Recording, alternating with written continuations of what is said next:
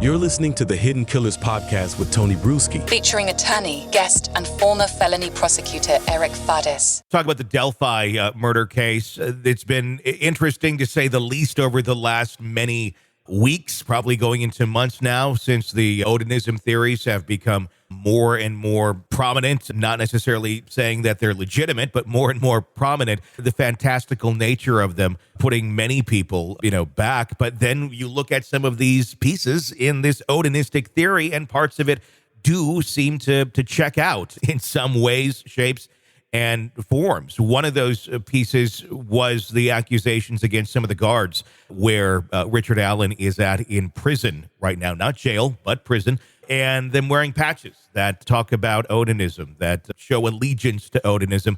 Just the other week or late September, when those accusations came out, the correctional officers were asked to remove the patches, which in fact they did. And they're saying they are not part of any sort of radical hate group. It's just part of the patches that they were wearing, which could be very legitimate of an answer. What's your thoughts on that now that we've seen those accusations come out? We're seeing some actual physical reaction to it. Is Odinism still quite a stretch here to make the argument that something like that had to do with these murders? Or is there some more legs to this that we're not aware of?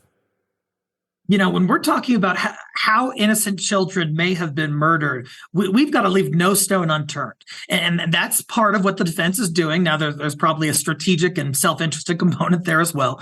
But, we're seeing some of these developments come to light that certainly raise some eyebrows.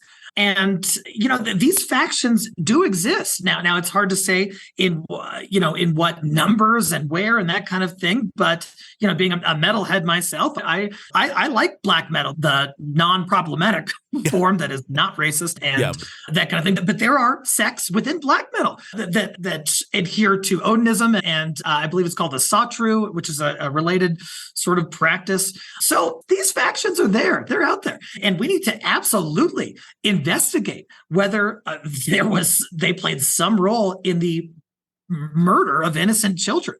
And so I think defense is right to investigate that and to let the public know that, hey, there's two sides to this. And this is our side that we believe is right. And ultimately the public and a jury at some point will make the final decision.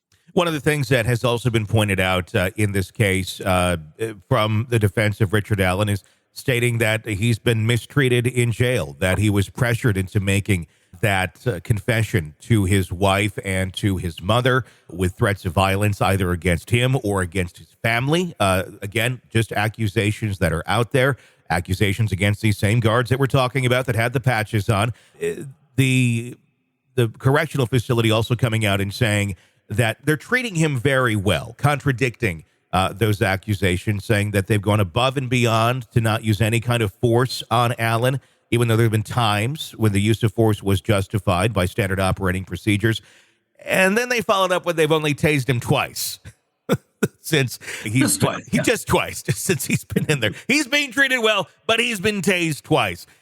I don't know. I don't know Richard Allen. I don't know his character, but from everything that we do know, he was a CVS employee, pharmacy tech, living a life, was a father. I don't really know, why you'd be tased in prison if you were, just kind of trying to follow the rules. Maybe he wasn't, but he doesn't necessarily strike me as one of those that's going to go out of their way to try and get hurt or have pain inflicted on them. I mean, unless that's part of the strategy of, look what they did to me.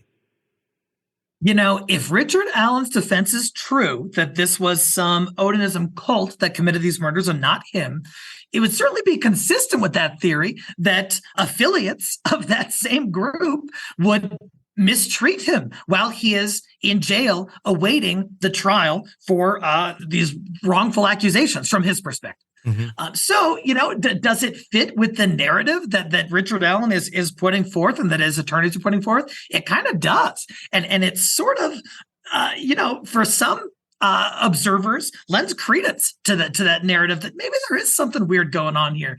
Maybe this guy is being mistreated while in prison or while in jail.